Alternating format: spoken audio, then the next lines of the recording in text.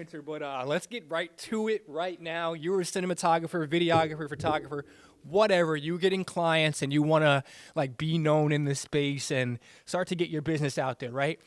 I'm going to show you a day in my life, you know, preparing for a client shoot, executing a client shoot, and basically reviewing a client shoot in this video. So without further ado, let's get it. So I'm packing up right now for some client work. I just wanted to bring you guys really behind the scenes on that so you can see how I prepare for a lot of my shoots. And let's go. I'm gonna go right into it, basically. Oh, wait, before I say let's get it. Start Somewhere is the name of the game. Kip Jackson is my name. If you're not subscribed yet, what are we doing? Press the button. Thank you. Basically, so it's been a little while since I made one of these, but I wanted to be as organic as possible. So I have a couple tables in this studio, right? You know, it has that, which is top down, but here's where I kind of prep all my stuff, right? I have my audio cables, I have random monitors that, you know, need to be organized, but here's how I actually pack. So let me show you. That I'm gonna bring some stabilization, okay? Right there, I'm gonna bring the Crane 2S. Not really a fan of this Weeble, this new one, because it's you charge the battery and then you bring it, right, and then it won't be charged. Like, that's the most frustrating thing for me.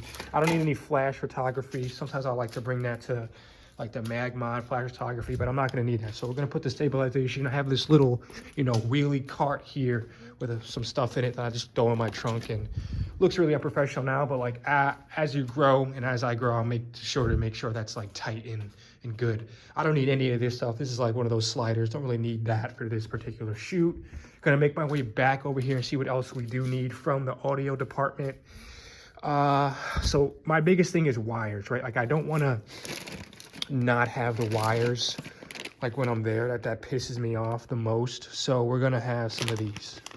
Looks like a mess now, but if you are a you know, creative and you want to sponsor me in getting a bag that's better than this, please let me know. I want to also have this bag here. This bag is really reliable. It's a Lower Pro. I like to put my cameras and lenses in this one, you know, just my nice and low key right on my back. So I got some Rode mics in there, an audio recorder. I'm trying to find a way to make the audio recorder kind of join in with the Atem Mini Pro. I don't really know if that's possible, if I can kind of have more than one audio source. I'm going to figure that out today. But yeah. All right, next time I see you guys, it'll be the day of. I wanted to add real quick that I'm not bringing any lighting to this location. I'm just going to be going with lighting that they do have there. So yeah, we will be packing this up. I'm gonna turn off my favorite sign here. So I'll see you guys on the other side. So we made it back to the location, right? It's pretty evident that I'm a little early, but I wanted to test run the Atem setup because I think that having that like system good, I can just leave, upload it to an SD card and peace out. So we're gonna try to get in here and do that real quick. I'm gonna walk you through my breakdown, my unload, and all that stuff. I got the Grand Cherokee, so nothing too big, you know, to put your stuff into. But if you're somebody who has like a work van, then yo, credits to you. I'm not there yet. Nah. All right. System that empowers everyone involved. Mark, can we have the next slide? Governance in the Synod of the Northeast is more than organizational design. It is a spiritual discipline of... We're going to strategically build a program around it, starting with a...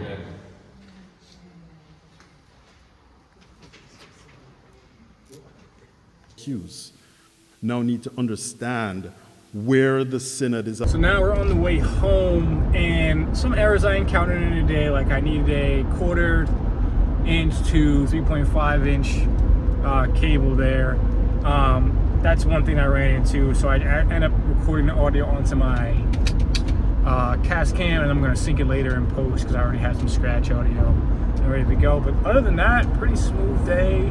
I hope that you guys are able to see a little bit behind the scenes. The gear I use makes it 10 times easier. But you're gonna come against those small things. So always cables. Gotta know what you need depending on what scenario. Bring as many wires you need. Ethernets, you can usually use at some places. But overall, not a bad day. Awesome client, easy to work with. And yeah, I'm gonna edit that in and show you what I'm working with. So one of the things I wanted to highlight today is that a lot of preparation, a lot of trial and error goes into being a successful videographer or cinematographer or photographer. You're going to look on YouTube. You're going to be like, oh, I saw this guy's channel. He has 1 million something subscribers. It has to work for him. I mean, it works for him, so it must work for me. Like, odds are, nah, that is not going to be the case. You're going to get to your client. They're not going to have the audio set up that your YouTuber friend or people you follow had walked into.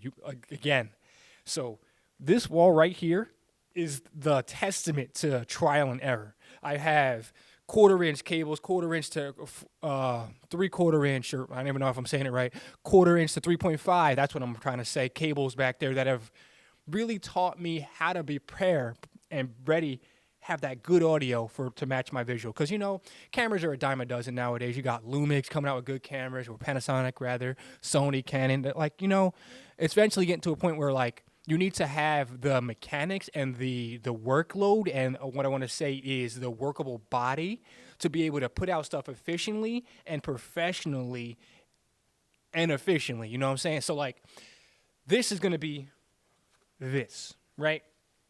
This is going to be this. That made no sense. But in this video, this helped me out the most. I looked on Blackmagic's site. I'm like, you know, I had a couple weddings and I did it, or had a couple of interviews that I've done, and I'm like, wow, I hate when I get back to the edit room having to load up all the footage and now cut it back and forth, make sure the audio's good, and then it's not matching up. Why isn't it matching up? This is annoying. This is taking really long. The clients already need their stuff. They already paid me half. So, like, this device right here, even though it is a pain to set up, saved me so much time in the edit. The shoot was on Saturday, right? I've already given the client part 1 video, part 2 video, and all their photos. Why? Because, one, they gave me the program that I needed to do with, but also I went and forth and put money into something like this. This video is not sponsored by Blackmagic, nor am I going to talk about this as much as I want to, because it's the workflows that matter to you.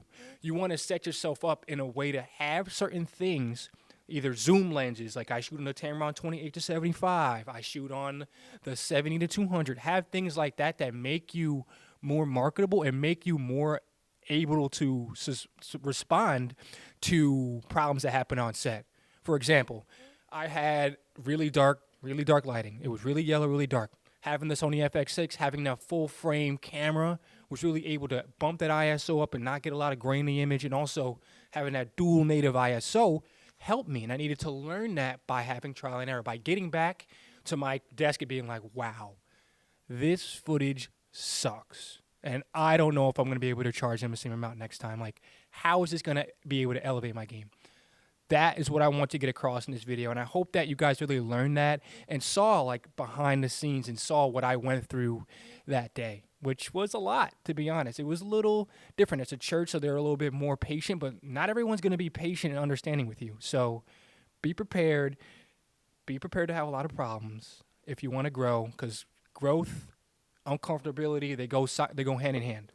So again, these videos come right off the cuff. I don't like doing too much editing because I have a bigger family now. So yeah, subscribe. It's your boy Kip Jackson. Catch you guys in the next one. It's going to be the Sony FX6 cinematic hype video for New York City that I did with a recent animator. So yeah. Peace.